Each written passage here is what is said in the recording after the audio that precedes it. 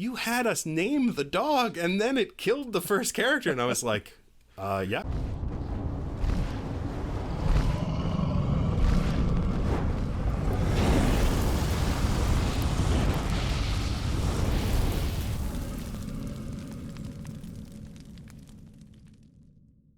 Well, welcome everybody to another special edition of Every Edition.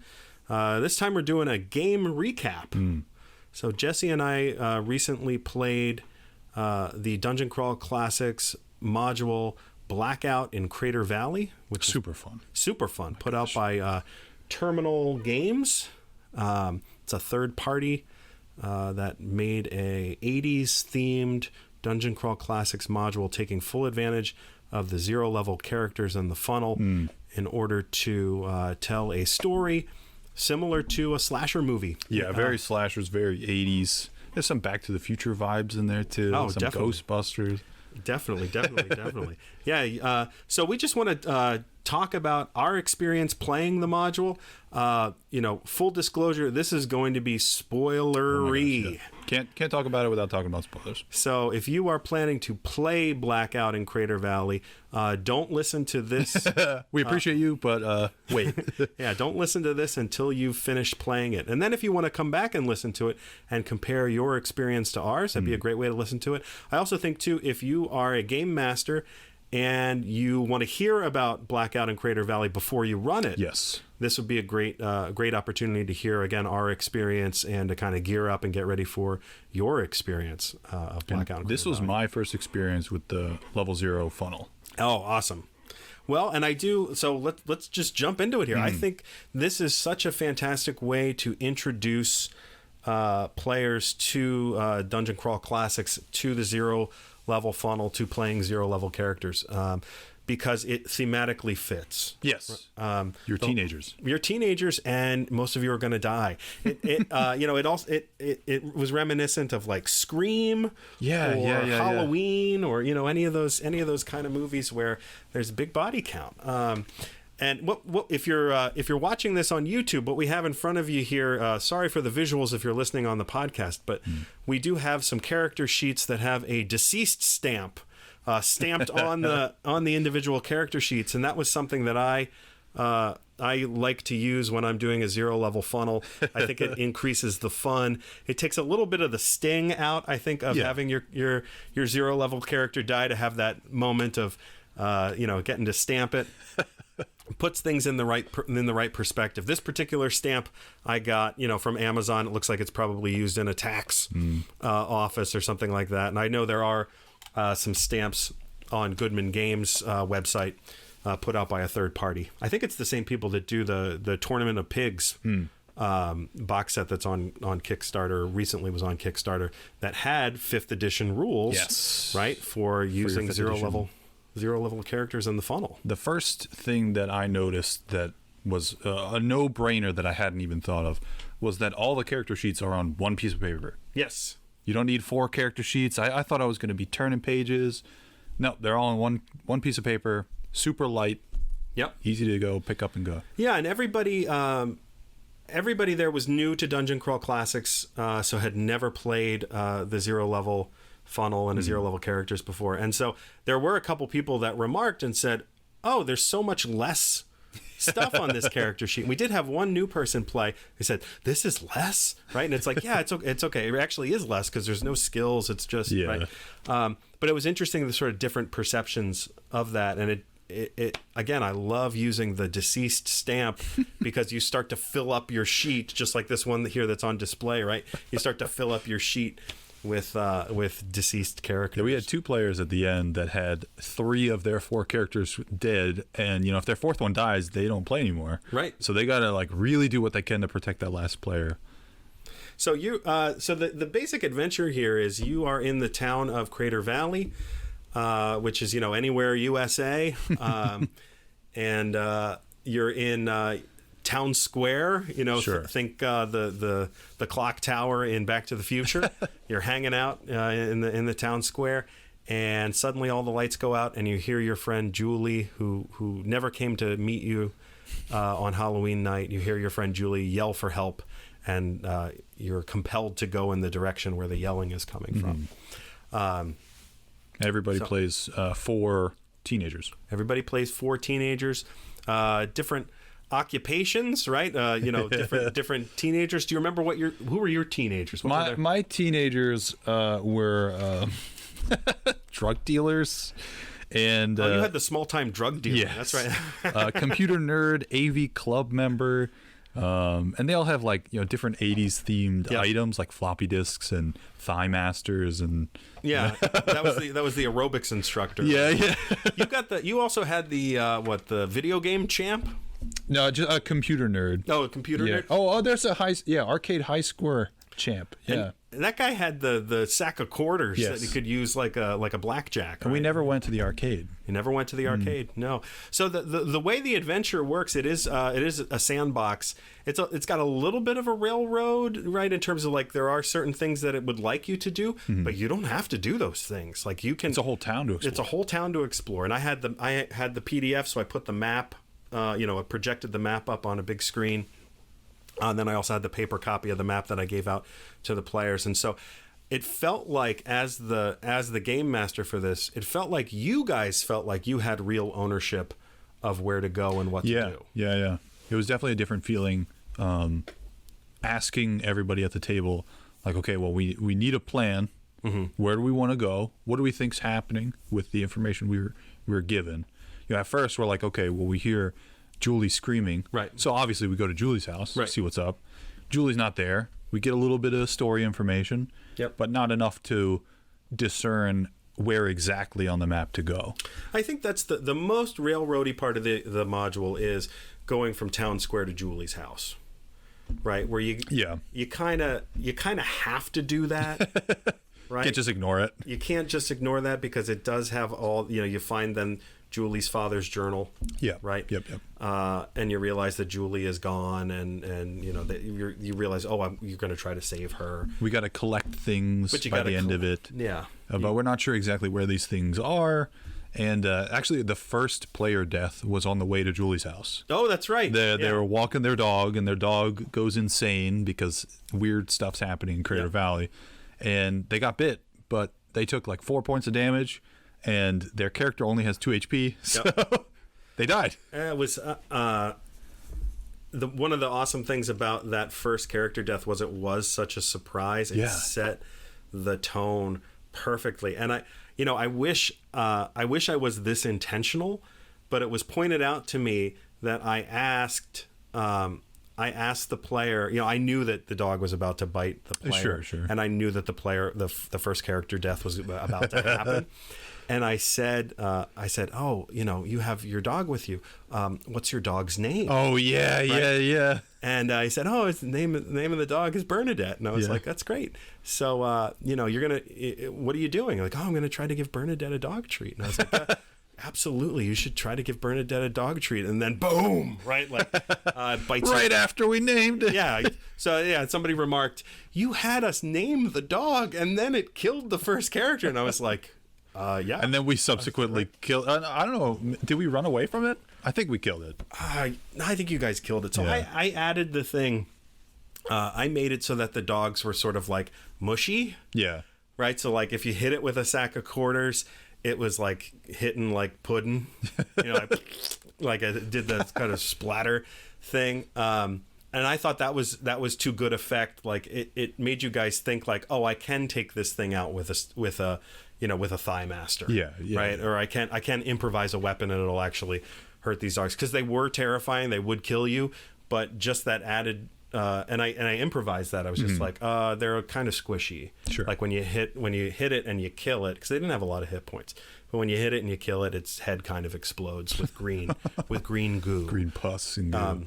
That helped you. I think that helped you guys as players feel like, you know what, I can try to take on these dogs. Probably more of us will die, but we also can end the encounter successfully. It also sort of set the tone for everything from a player's perspective.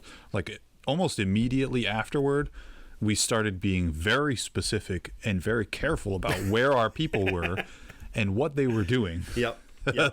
And like actually paying attention. Like, I mean, we were paying attention before, but Sure. The stakes were raised. No, and one of the things I like about the 0 level funnel in general, and some of the advice that I've gotten in running the running 0 level characters and 0 level funnels, is that it's kind of funny, but your characters haven't earned the right to be minis yet.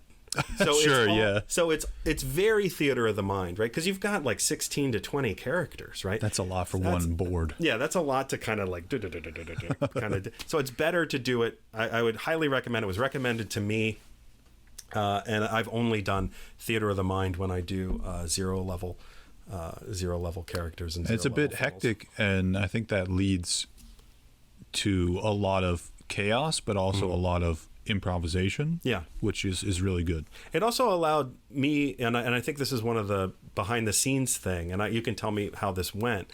I randomized then a lot of the attacks, right? So like I had 5 players, and I would roll a d5 to see who's getting attacked. And then, if you had 4 characters, I'd roll a d4 to see which one of your characters was getting attacked. As long as you were in the same room. Like if you specifically said, I'm not in the room, well, then you're not a potential target. Yeah. But because it was totally theater of the mind, that was a way to kind of randomize. And if you really wanted to protect a character, they needed to stay out of the room. Mm-hmm. And so that definitely happened in the game too, where we had a player that really liked one of their characters, and that character was kind of like, not going into that room with so they didn't get attacked with the priest, right? And and that that's a way to play, because you are doing some resource management. Yeah, it definitely cut down on time trying to figure out, and like brain power, trying to figure out, okay, well, here's the bad guy, and here's 6 people directly around him. Right. Like, okay, you give a little bit of leeway. It also adds, randomness is fun. Yeah. So, am I going to get attacked? Is my character going to die? Yeah. And then you breathe a sigh of relief when somebody else's character dies. But also that's bad for the party. So part of the plot of Blackout and Crater Valley is that you are collecting artifacts, these tokens of power sorts of things. There's a shroud. There's a baseball bat. There's a cross. There's a cross. There's a book. There's all these different things that are imbued with power, and when you touch them, you become a second level character, character class from Dungeon Crawl Classics. So when you touch I think it was the shroud, you became a thief. Yeah. Right, and when you touch the baseball bat, it fused to your hand, and you became a fighter. Yep. And so that was one of the things I tried on social media to talk about, how I thought this was really great for introducing people to the core game of Dungeon Crawl Classics, because it does have a little hint of some of the powers or some of the abilities that you have when you actually go beyond 0 level. Mm-hmm.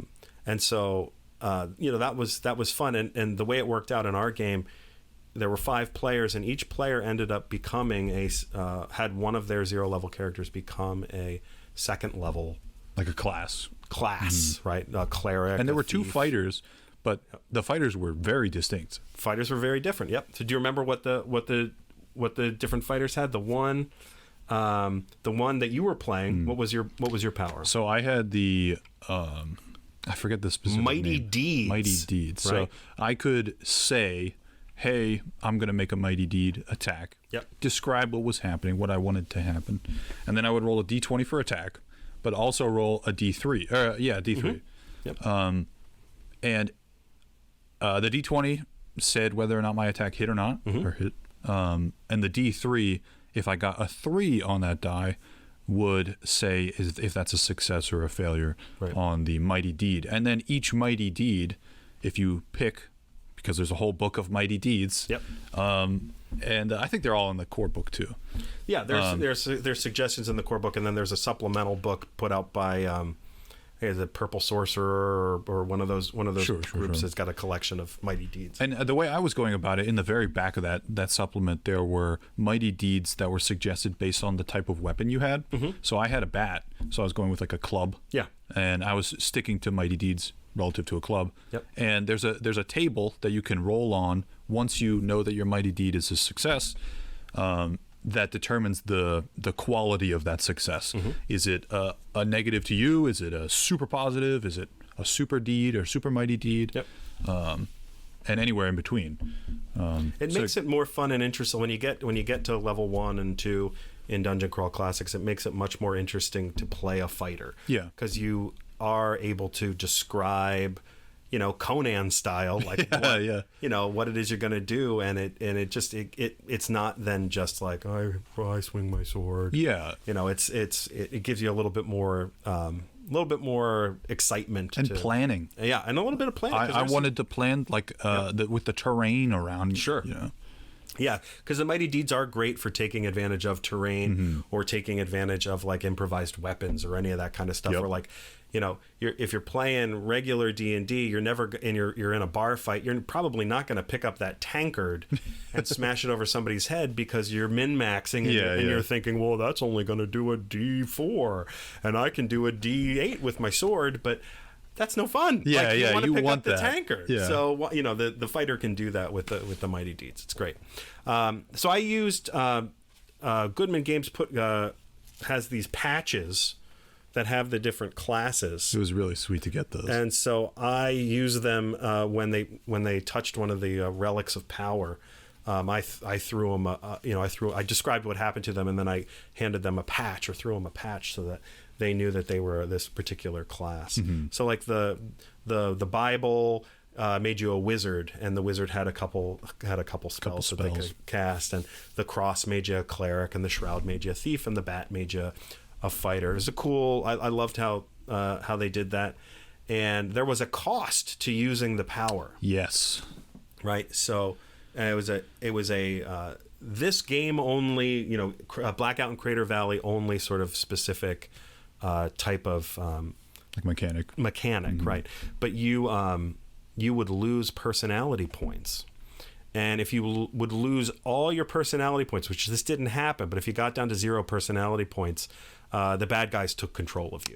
Yeah. So you really couldn't use the power unlimitedly. The other thing, too, is you couldn't equip more than one of these relics of power, which was also really good because we had one player who thought, like, man, this was great. I want to get the next one, too. And, like, turns out, thankfully, they I don't know if they anticipated that in the book or whatever, but literally it said, like, you can only equip one. You can only equip one to your character. So when he tried to take the second one, it didn't do anything for him. And as a player not knowing about the personality subtraction mechanic, I'm glad I gave it to Alf and not Ferris, my Who was arcade guy. Alf was the small-time drug dealer. Oh, good. He got the bat. There you go. But Ferris had a 4 personality. Oh. So if you get -4, easy enough. Then I'm sure you used the bat 4 times. Yeah, I used it at least 4 times. Yeah, that would. But Alf had starting at 12, so he had a little bit more leeway. But yeah, I guess the way you roll your stats, comes in randomly, and whoever gets that item comes in randomly too. And sure, that's there's ups and downs there. So you guys, you successfully got all the different relics of power, all the different items, and you made your way eventually to Novak Manor. That's right. You did stop in to see the professor, and it was very like Doc Brown. Yes, which was cool.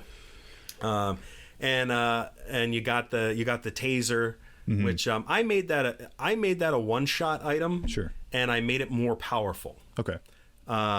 So I had it take out one of the a one and done, taking out one of the 3 henchmen. Yeah, so every time you would get one of the powers or powerful items, there was a bad guy who had it first that you had to kill to get it. Yep.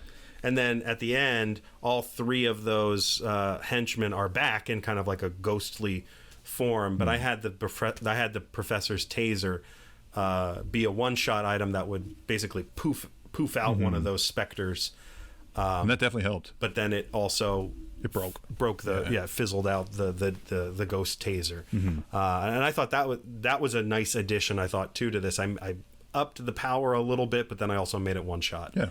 And I thought that felt good too. It was good. So it was also like oh crap, like I thought this was going to go farther. Yeah. Yeah, Oops. It worked really well, and now it's gone. Yeah. Yeah. So I can't rely on it. We also played it as a one shot. Yep. So we played it in, I don't know, 3.5 hours, something like that. Yep. So we definitely expedited the game. Yep. I definitely wanted to explore a little bit more of the town.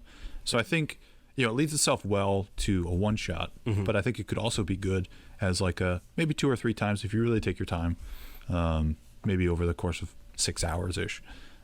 Yeah, I actually cut when we got to Novak Manor, I had you guys basically go right to the library. Yeah. There's a whole foyer encounter that I just skipped. Oh, was that with the bear rug? The bear rug and actually the like clock. Was in the library was yeah. a thing too with like tentacles and stuff. Nice. So we didn't. So if you're pressed for time, like we were, because it was getting late, and we'd already been at it for like 3.5 hours, and people were, it was getting tired. It was like 1 o'clock when after a day of working. Yeah, after a day of working, it was already like 1 o'clock. So I skipped the lobby, the foyer.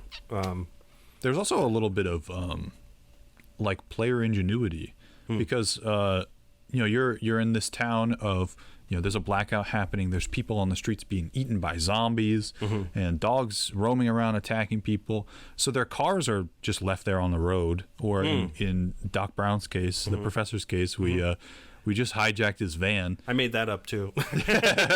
So it expedited us going from one end of the town to the other. Yeah. Because we had a vehicle.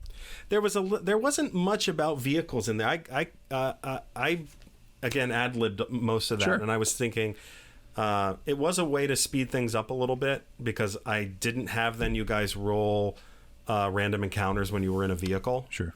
But I did have you see stuff from the vehicle, right? So like you're driving by and you can see dogs mauling somebody, or you can see the police are up to something down the street, or you can see zombies moving towards Novak Upping Manor. the stakes to get it done. Yep. But it was I used vehicles and then skipped a couple random encounter rolls because you guys were in a vehicle. And so that was also a way to again be mindful of the time and try to keep it under 4 hours. But it could be, we did it in 4 hours. It was satisfying, I thought. Yeah, it was really great. fun. But if you had 6, you could do more exploration. You could, not skip stuff, not skip random encounters, not skip the first part of Novak Manor, all that kind of stuff. Yeah, I want to get Blackout at Crater Valley and run it myself. Yeah. Just because I think it's really, really high replayability, because I don't think every group, or you might not want to let your players get to every building. Right. So there is things that they miss out on. Yeah. So at least as a dungeon master or a game master, there's room for replayability. Absolutely. And there's definitely things like we're different DMs. We DM differently, and I think everybody DMs their own way. So there's definitely different things that I want to have players experience. Sure. So what are you thinking of? Like, what might you do differently, or what? This was the first time. So full disclosure, this was the first time that I game mastered for Jesse. Yes. Jesse's usually the game master for our group, but this was a one shot, and I really excited to introduce new people to Dungeon Crawl Classics. So there was a little bit of I sat down at the table and I didn't have my DM screen in front of me, and I'm like, oh my god, where's my security blanket? Like, I have to roll in front of you? What do you mean?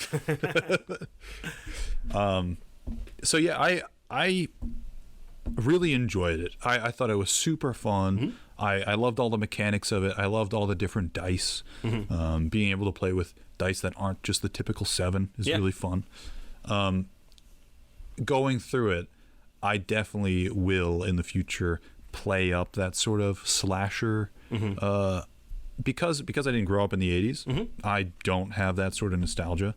I only know it via friends and family that did, and movies and stuff like that. So I think I can play that up a bit, but I maybe want to turn it into a more of a horror, like maybe set it during Halloween. Everybody's out trick-or-treating. Yep. You hear this scream happen.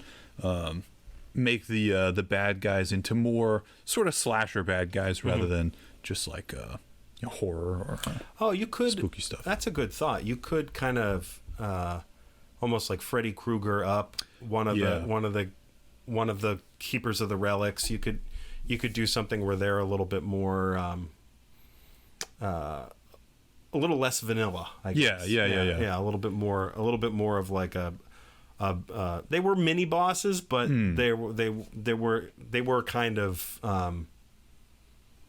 they could have you could do a lot, I think, by making them more distinct. Sure. That they probably definitely felt like, when you got to your third one, you were like, yep, this is the guy. Give me the thing. Come on. Got the thing, and I have to kill him, and it's going to be hard. So, which I think, like, I will definitely run it in a situation where it takes place over the course of multiple sessions. Oh, okay. And I think playing up this, you're turning it from a one shot into a mini adventure almost. Playing up with each of the mini bosses ending a game session. Probably. Yeah. Give a little bit more time. Maybe like if they do find a vehicle or whatever, figure out a way to disable the vehicle. Yep.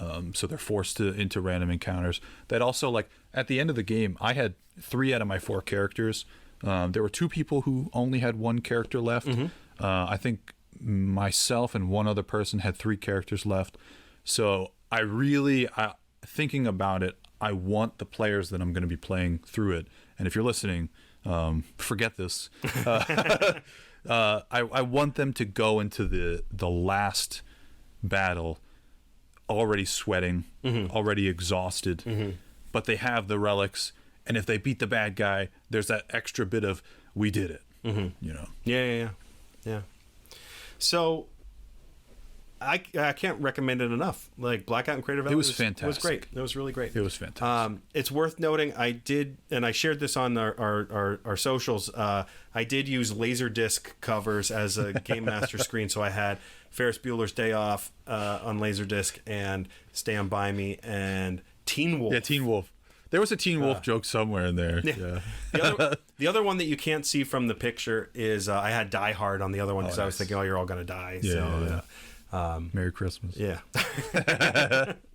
So we had Tony Danza on our team. That was nice. That you did, yeah. Oh, and who was the Cat of Nine Tails? What's her name?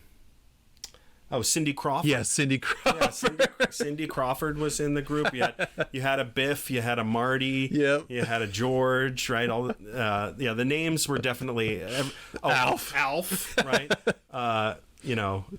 Cameron and Ferris. Yeah. Everybody got into the 80s. 80s names. I also had the background, right? I just put on a playlist of 80s music. Oh, that was fantastic. And I think that helped keep everybody energized, Oh, yeah. Throughout the thing. And it helped set mood and tone.